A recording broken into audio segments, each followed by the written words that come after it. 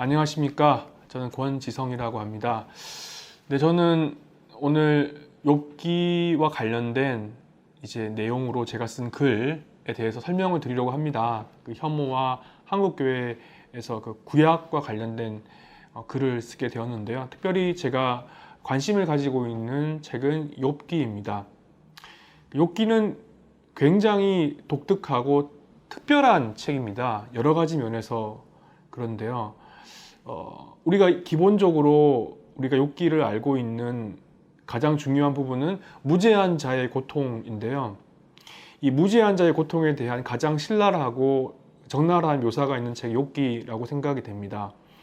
그런데 특별히 제가 제가 쓴 아티클에서 말씀드리고자 했던 부분들은 우리가 알고 있던 욥과 다른 욥의 모습들을 말씀드리고 싶었는데요. 전통적인 교회에서 욥을 이해할 때는 믿음의 사람, 의로운 사람, 의롭음에도 불구하고 고통을 당한 사람이라고 많은 사람들이 이해를 해왔는데요. 그러한 부분들이 사실이긴 하나 29장부터 31장까지 욥의 고백 속에서 우리는 대단히 낯설고 충격적이기까 한 욥의 고백들과 태도들을 만나게 됩니다.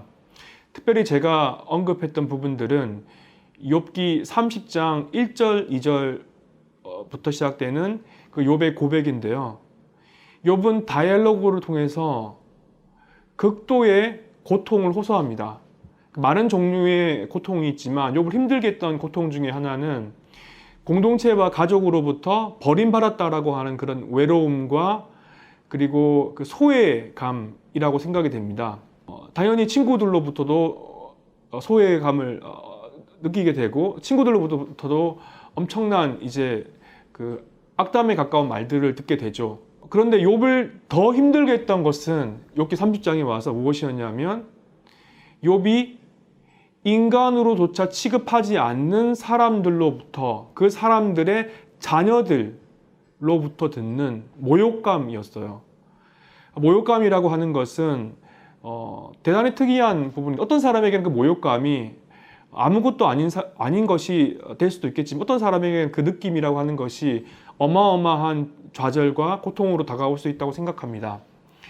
근데 욥기 30장 1절 2절에서 이야기하는 부분을 한마디로 말을 해본다면 자기가 기르고 있는 가축을 케어하는 개의 유용성에도 미치지 못하는 사람들의 자녀로부터 듣는 그런 모욕감, 저주의 말들, 그것에 대한 부분인데요. 그래서 욥은 말합니다. 이게 모욕감을 준 이 자들은 개만도 못한 사람들이다. 한마디로 말하면 개새끼라는 의미인데, 요즘식으로 말하면요. 철저하게 사람을 평가하는 기준이 욥에게서는 동물이라는 거죠. 그리고 2절에서는 그들은 어떠한 생산욕도 욥이 지칭하는 바가 정확하게 그 사람들인지 아니면 그 사람들의 자녀인지는 분명하지 않으나 그 아버지들이라고 한다면 그 아버지들은 어떠한 생산욕도 만들어낼 수 없는 사람이라고 욥은 말합니다. 그리고 이어지는 구절에서 이 사람들이 욥에게 모욕감을 줬던 사람들이 어떤 사람인지에 대해서 말하는데요. 그 사람들은 바로 욥이 살고 있던 공동체에서 버림받아서 광야를 떠돌아다니면서 먹을 것이 없는 완전히 한 도시와 공동체의 시민조차도 아닌 그런 완전히 버려진 사람들이라고 하는 것이죠. 이것이 우리에게 크나큰 충격을 주는 이유는 욥이 전통적으로 의로운 사람이고 또 욥기 23장, 24장을 지나면서 욥은 공동체 가운데 또 버림받은 사람들에 대한 연민의 감정을 느꼈기 때문에 30장에 와서 욥의 이런 고백들이 더 큰 충격으로 다가오게 됩니다. 특별히 혐오와 관련된 내용들을 다루면서 저는 욥의 이러한 태도 그리고 욥의 이러한 캐릭터의 변화가 오늘날 민중들 그리고 교회에 대한 우리의 가치 그리고 시선과도 굉장히 닮아있다라고 하는 생각이 듭니다. 과거 40년, 50년 동안에 한국교회는 많은 일들을 했고 혐오를 생산해왔고 혐오를 만들어내왔죠.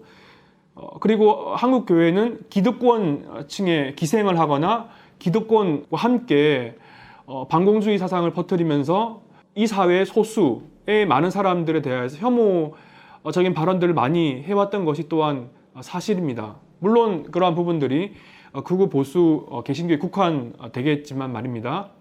그런데 정말로 그 더 옛날에는 교회가 어땠는지 한번 생각해 본다면 그 더 옛날 100년 전, 그 더 옛날의 그 시점 속에서는 한국 초기 선교사님들이 왔던 그 시점에서는 교회라고 하는 것이 가난한 자들과 소외받는 자들을 위한 그러한 곳이었다라고 하는 것이죠. 그 당시의 교회는 소수의 사람들이, 버림받은 사람들이, 힘이 없는 사람들이 다닐 수 있는 곳이었고, 그런 힘이 없는 사람, 버림받은 사람들을 품어주던 곳이었습니다.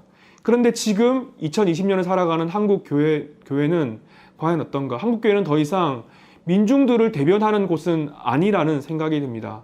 한국 교회 전체를 놓고 봤을 때 한국 교회의 역사, 한국 사회에서 한국 교회 역사가 과거 초창기 때 민중들을 대변했고, 민중들이 다닐 수 있었던, 그리고 민중의 생각들을 대변하는 공간에서 지금은 기득권들 혹은 기득권의 이익을 대변하는, 그리고 소외된 자를 억압하는 그런 구도로서 교회가 변화되었다라고 하는 것입니다.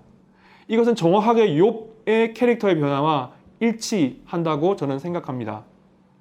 그러나 그러한 욥에게도 연민이 필요하고 긍휼이 필요하고 도움이 필요하고 공동체의 섬김이 필요하겠죠. 그것이 바로 우리가 공동체와 또 교회 공동체를 대하는 자세가 되어야 한다고 생각합니다. 오늘날 교회 공동체도 우리가 혐오로 생산하는 곳이기 때문에 그 교회를 혐오의 눈으로만 바라볼 것이 아니고 그들을 깨우고 교육하고 훈계하고 더 선한 길로 인도해야 할 책임이 우리에게 있다고 생각합니다. 아무쪼록 혐오 관련된 이 글이 많은 분들에게 도움이 되었으면 좋겠습니다. 감사합니다.